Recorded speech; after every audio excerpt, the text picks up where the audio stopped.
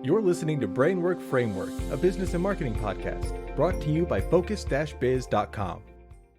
Hi, everybody. Welcome to this episode. With me today is a very special guest who's going to talk about algorithms and game theory. Literally, these are all around us in everyday life, even if we realize it or not. With me today is a gentleman who brings tons of experience in software development, programming, process improvement with Six Sigma, and owns his own company, CoorDisc. Noah Healy, thank you so much for joining me today. How are you? Thanks for having me here, Chris. I'm doing well.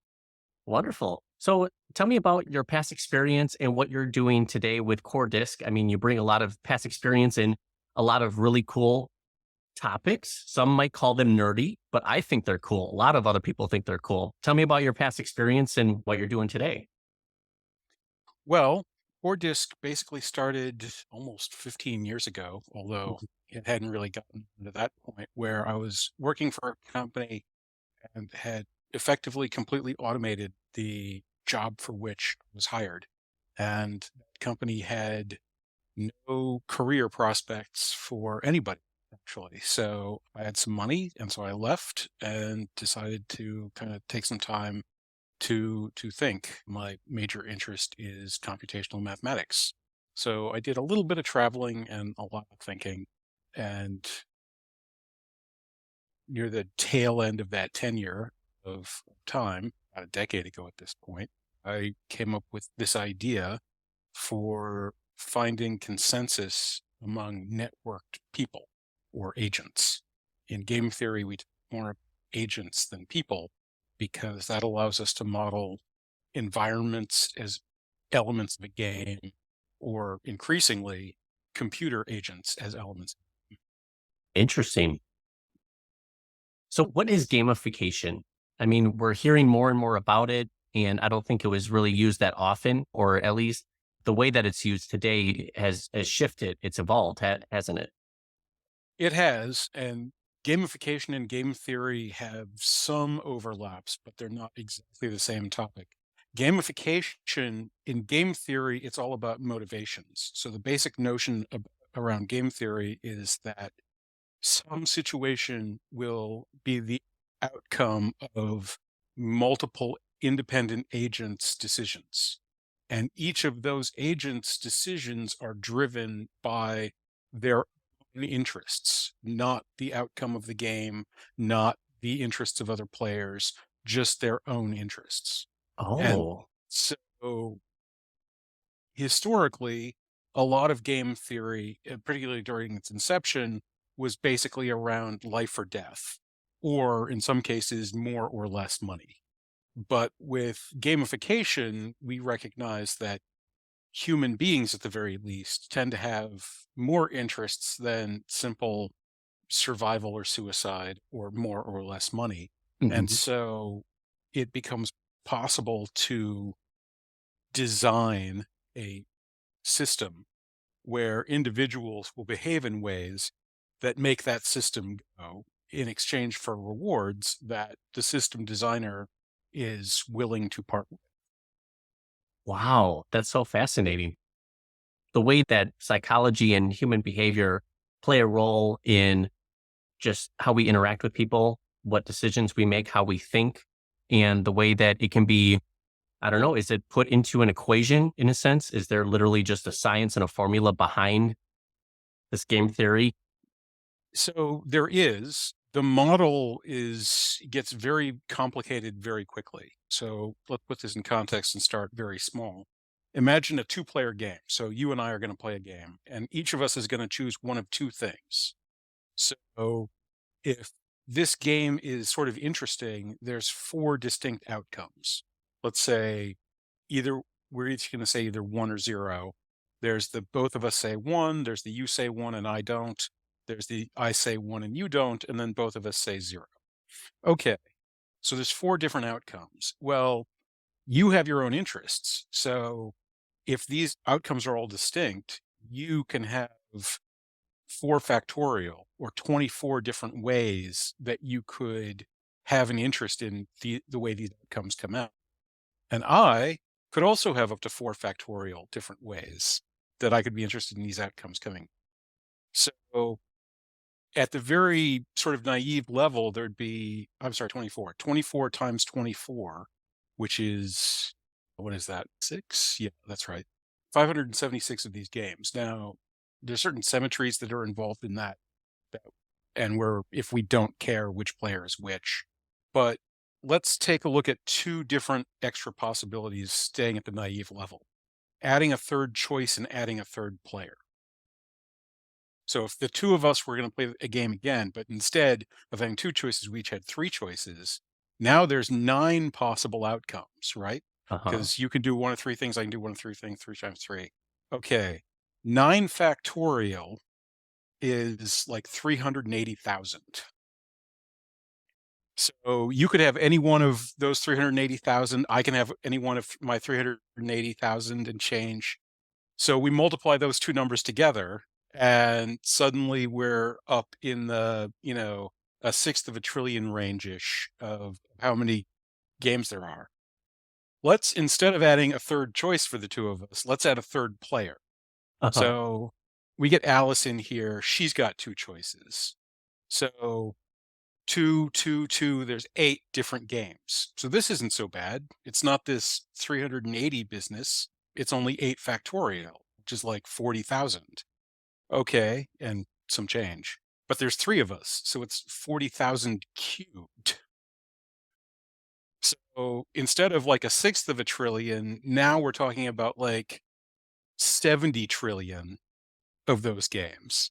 So the formula, if you're gonna try to use this formulaic thing to describe every possible game, by the time you get to things that involve 5 or 6 people that have 5 or 6 choices, you're going to run out of atoms in the universe long before you finish writing things down. Yes.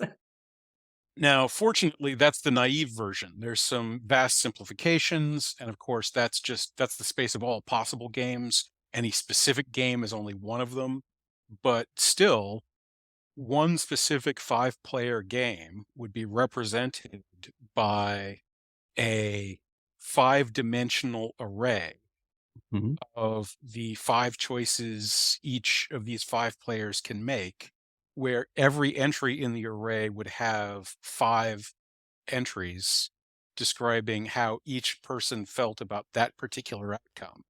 And there are mathematical tools that are actually built into Excel, for example, where you can build these things into, you could write that model down. That would be a pretty large model to have to write down. 5 to the 6th power is, let's see, is that the 200? It's like 2 million-ish, about. Oh, So if you were keying that in by hand, it would take you a little while. But efficient algorithms exist that will tell you what the sort of equilibrium strategies are if they exist.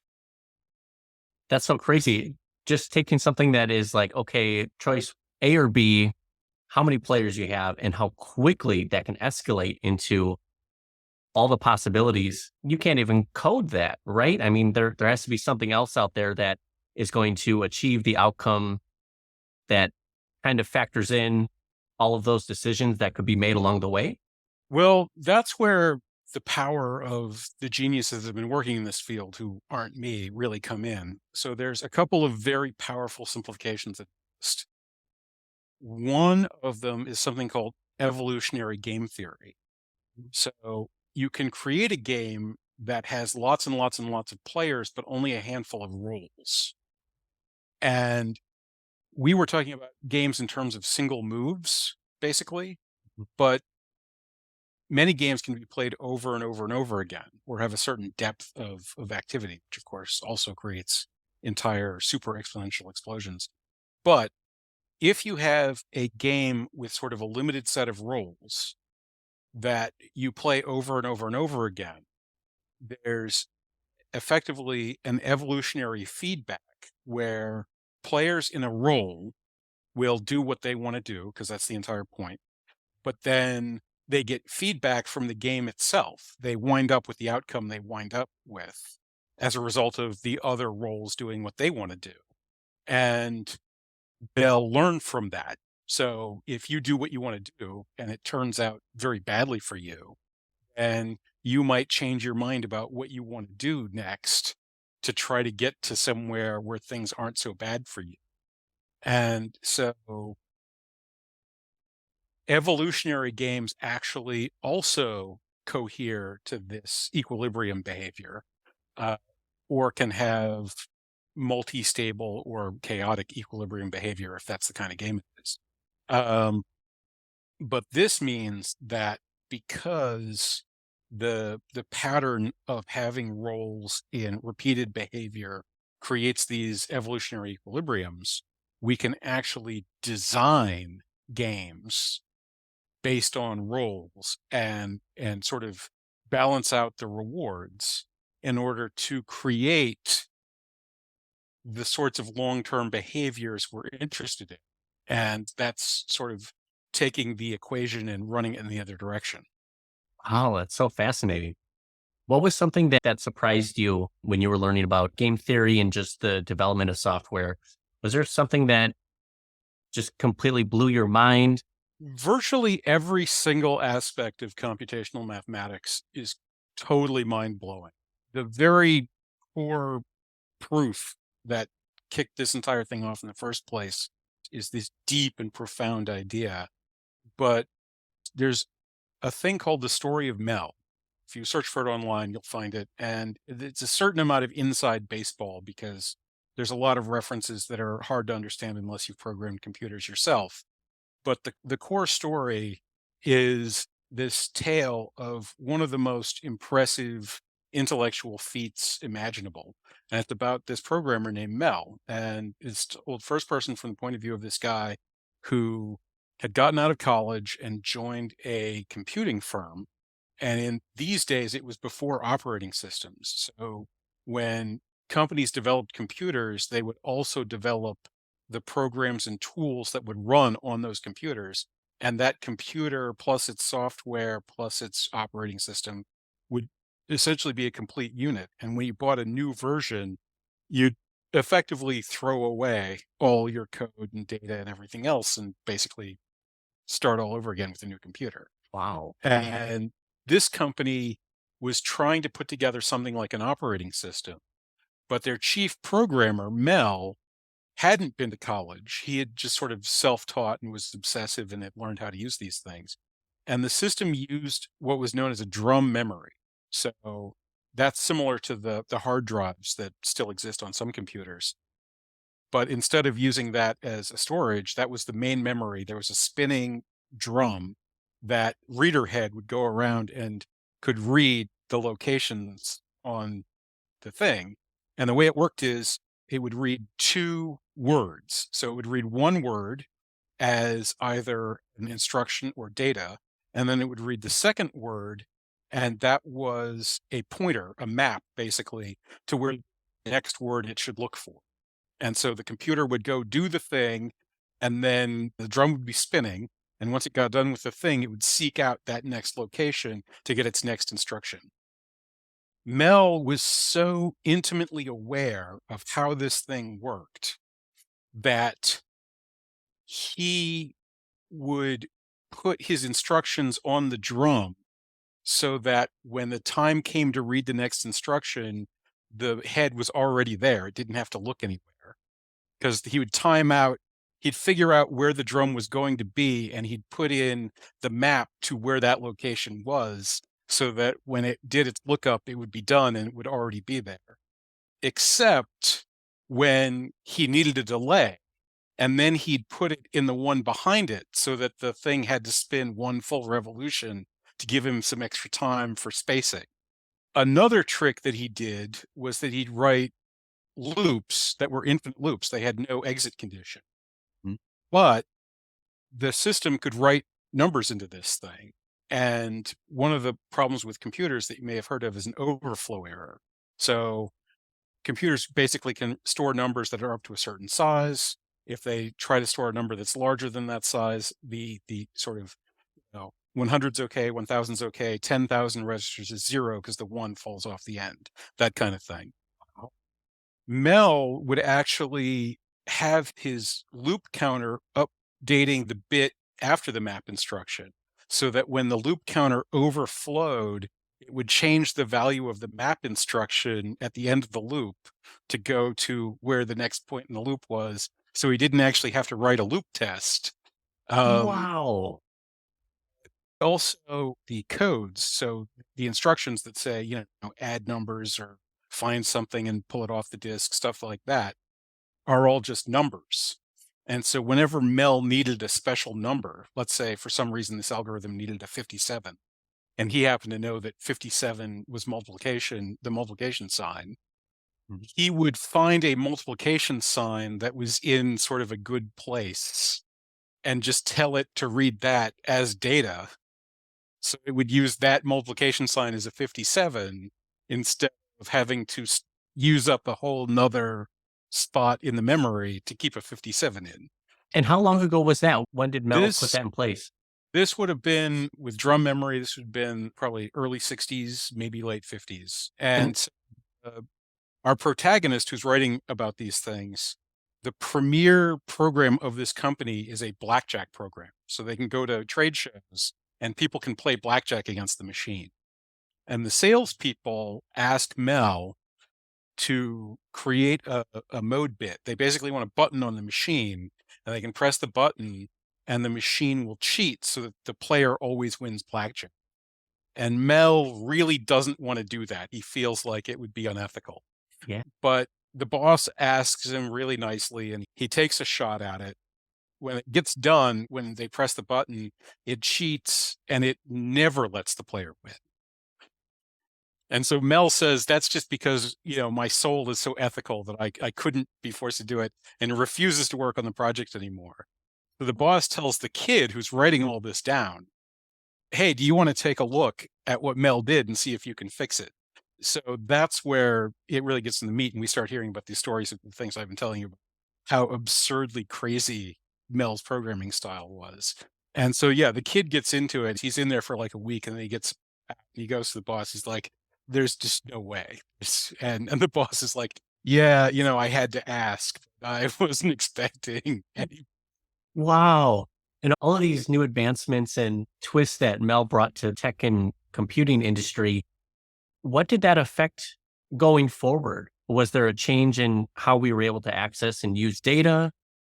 Well, the major effect of those early computer pioneers was figuring out that while the capacities of these things at efficiency scale was truly ridiculous, the complexity of that wasn't sort of worth the trouble. So this is essentially the earliest story of technical debt, which is a term that gets thrown around these days, where you can make something that does what you want it to do today.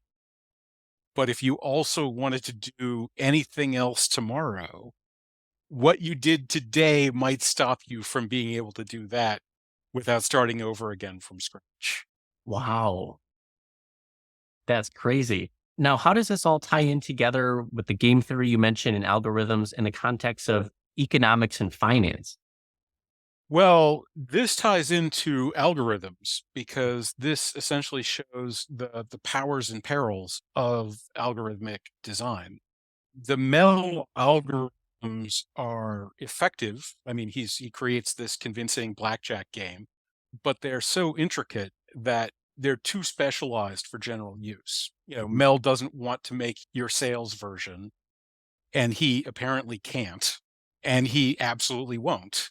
So you can't have your sales version because you can't create a sales version of this thing because the system's so intricate that unless you're the kind of obsessive genius that Mel was, you can't use it.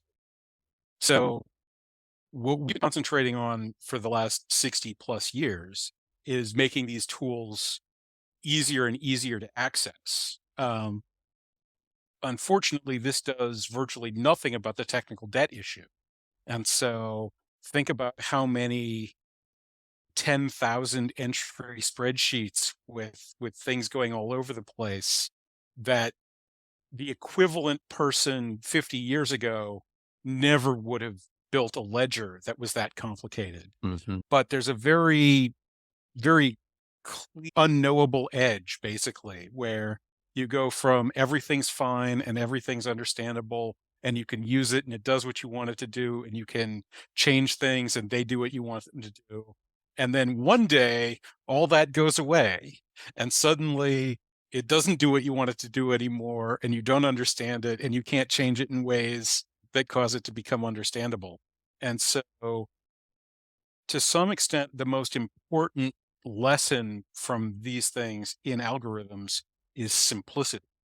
Your algorithms can be very sophisticated, but they need to have this core of mathematical purity in order to be dependable enough for us to be able to actually rely on them.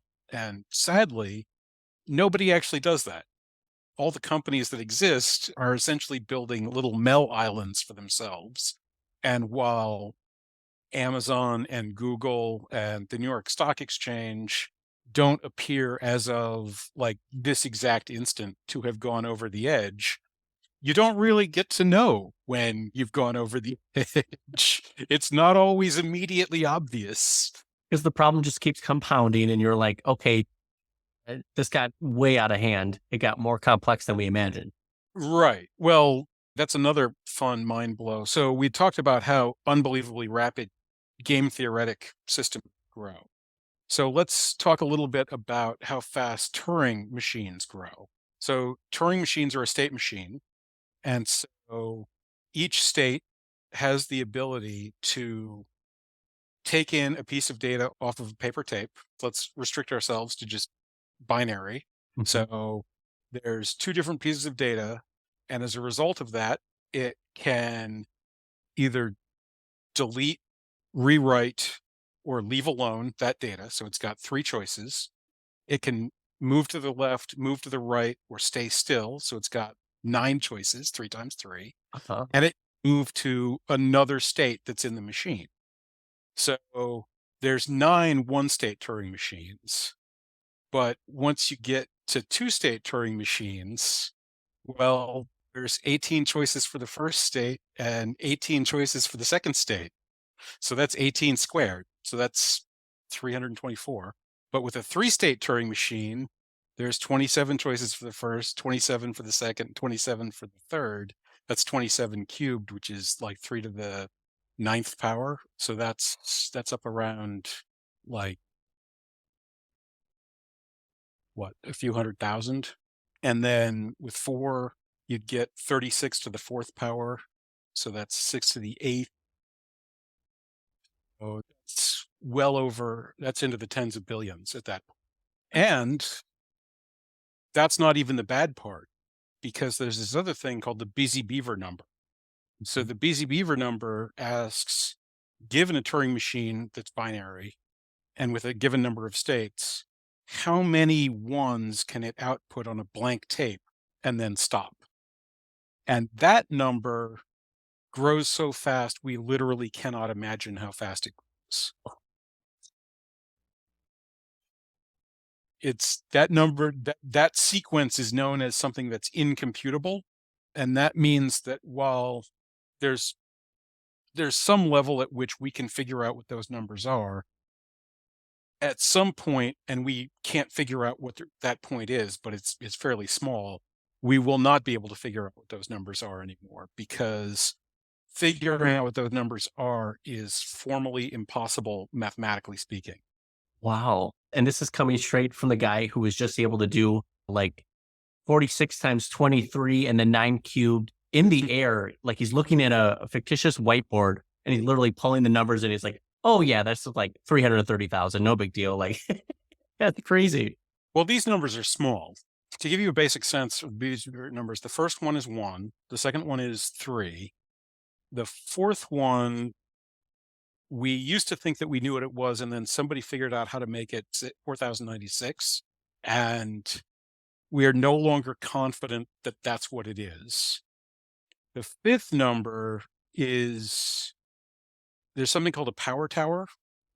So exponentiation, like 2 to the 3rd power is 8, and 2 to the 4th power is 16. But imagine if you just kept piling up exponents. So 2 to the 2 to the 2 you evaluate from the top down. So 2 squared is 4, 2 to the fourth is 16. That's not a big deal. Let's put another 2 up there. Well, we just found out that 3 twos is 16, 2 to the 16th is 65,536. That was max int back when I was a kid, or one more anyway. So that's a nice step. We put another 2 on there. It's 2 to the power of 65,536, which is a number that has somewhere in the neighborhood of 19,000 plus digits. So this number grows very, very quickly.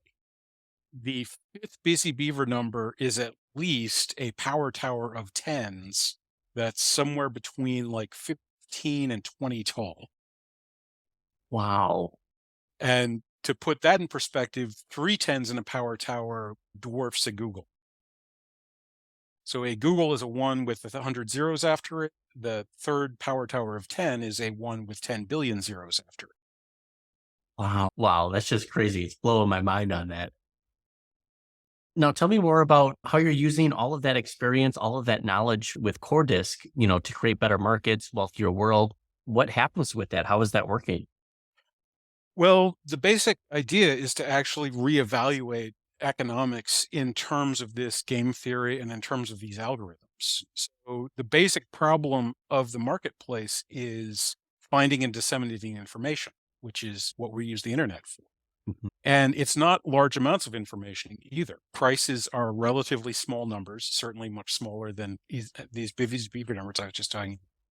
And basically everybody is agreeing on them. So it's a small number that you can send one copy of to everybody. It's pretty cheap from that perspective. Mhm. The thing that's expensive about it is everybody wants to lie about it.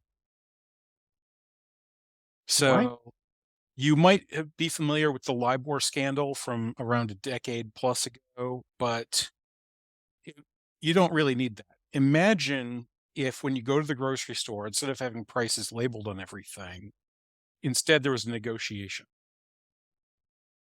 And the rules of the negotiation were that the grocery store would tell you what it cost them to actually have that item on the shelf, and you would tell them how much you needed it, like what the absolute top dollar price you could afford to pay. And you would just average those two numbers together. Oh, wow. Okay, well, what if you didn't tell the truth? What if you lied? You might be able to get all of your groceries cheaper. What if they lied? They might be able to sell everything for more money. So everybody's incented to lie about their own personal stake, about their own personal consumption. Because if the other person is in a position to be generous or in a position to be desperate, then that lie will benefit you. And lots of people are in positions to be either desperate or generous. So that's the problem. So, how do you rearrange the game so that you can figure out what this is where everyone's incented to lie? Well, one key thing, and this is how markets actually work, is that the lies to some extent cancel each other out. So, all the people who want to buy for too little and all the people who want to sell for too much balance off against each other, and the average of their things is still pretty close to the average of what they actually want, and that's more or less where market averages come from. But there's not really enough of that going on to get the averages to average out. So what happens is people come in who want to buy and sell, and so they have interests in sort of trying to create desperation so they can pick off people at their worst possible cases. And with computers, increasing speeds, increasing awareness, increasing just noise in the system, it becomes easier to create that desperation and easier to sort of push people into these not ideal deals. And so that's what we've been seeing over the course of the last 40-ish plus years with the computerization of the marketplaces, is that the financial system as a whole has become more and more and more expensive. And they're still just producing this relatively small price number that relatively large numbers of people are all looking at the same time. So that part is still the same. It's just how much we're spending to get that part that's going up. And this is what's known as a red queen's race. This is another game theory concept. Okay. So the red queen's race comes from Alice through the looking glass. Alice meets the red queen and has several impossible things happen to her before breakfast. And at one point they have a race and she and Alice set off running, and Alice realizes that they're not really making any progress. And the queen says, of course, you have to run as fast as possible just to stand still. In an evolutionary environment, if you have a purely competitive activity, if one side gets stronger, they can dominate. But if both sides get stronger at the same time, the equilibrium can remain where it is. And so by having this sort of floating group that is switching sides in order to keep both sides just as strong as each other, what you get is this situation where the equilibrium staying exactly where it is, but the amount of pressure pushing on it is increasing. And the cost of that pressure is increasing. And so we get higher and higher costs for the same actual outcome. Wow, that's so crazy. So what I did was essentially found the obverse of that system. This is a handy mathematical concept where basically if you reverse literally everything, you get something that works exactly the same, except every single part of it's perfectly backwards. And so my system, instead of having people make whatever deals they can make and sort of propose things in the ether to try to catch deals, what they do is they propose whatever prices they want. The system integrates all those price information together into that singleton price that everybody gets to see. And then you see how many deals that price attracts. And since the money that you make on the speculation side of things is related to how accurate your outcome is, the incentive for you to lie about your own personal circumstances vanishes, because what you want to do is tell the truth about how you see the world, because that's the highest rate of return you can earn. That's so incredible. Do you think that there's we- market manipulation in the world today? And Undoubtedly. yeah, and your system removes that, right? It removes the incentive to lie at least. Yeah, I wouldn't say removes, because there are non-economic motives for some of these things, Mm. but it removes the economic incentives for doing so, which are, as far as we can tell, the primary incentives for doing those kinds of things. That's so incredible. Man, if you could take that and benefit the financial markets in such a way, can you help with any other place? My thought is politics. How can we take out that crazy incentive to lie, make them want to be more truthful, and take that pressure off, reverse it? I don't know. I just feel like your Well, brain can benefit so many industries. politics is extremely tricky because politics is intrinsically combative. Hmm. We have a phrase, all's fair in love and war. And we've also have thinkers on sort of war and politics going back millennia across many cultures. Sun Tzu, all war begins in deception, or is rooted in deception. Hmm. So the thing about conflict-based games is that they're very resistant to this sort of behavior. One point that is worth thinking about, you may have heard of something called the prisoner's dilemma.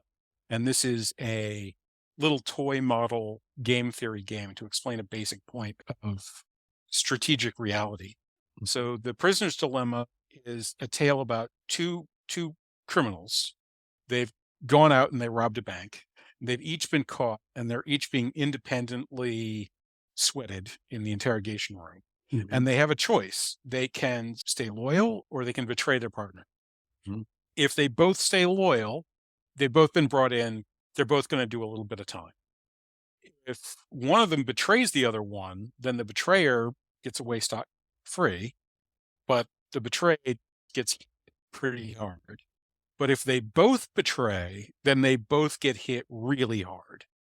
Well, this model is interesting because it creates a scenario where each individual's best interest is to betray the other person. And from TV and actual reality, a lot of our justice system is actually based around this concept of self-incrimination or betrayal among groups. Going back to evolutionary game theory and playing this game over and over and over again, if there's going to be a tomorrow, if you're going to have to see that guy again and maybe work with him or other people who are going to know what happened, staying loyal actually starts to dominate because the best outcome that can happen to you is that you both stay loyal, you keep the swag, you have to do a little bit, but you're out and you get to keep the gains. And so prisoner's dilemma is actually a mechanism to essentially create cartel behavior where illegal conspiracies will spontaneously form if you're offering the players prisoner dilemma type situations. And unfortunately, our current political institutions also offer the ambitious a prisoner's dilemma option in terms of cooperation versus reneging against their politically ambitious fields. Wow. That makes so much sense, though. Yeah, we've basically created a system that's designed to turn them into coherent groups that are counter to our interest. And the alternative would be another simple game called chicken, where you win if you try to win, unless somebody else also tries to win. And then you both lose. So in chicken, it's very similar to the model of the prisoner's dilemma, but instead of there being a both of you can win outcome, there's a both of you can lose okay, where you both exhibit cowardice, and there's both of you lose badly, where neither of you exhibit cowardice. And chicken is a lot harder to form cartel cooperative behavior among its participants. You can do it over time where you have some kind of coded agreement, like I'll go down this time and you'll go down next time, that kind of behavior.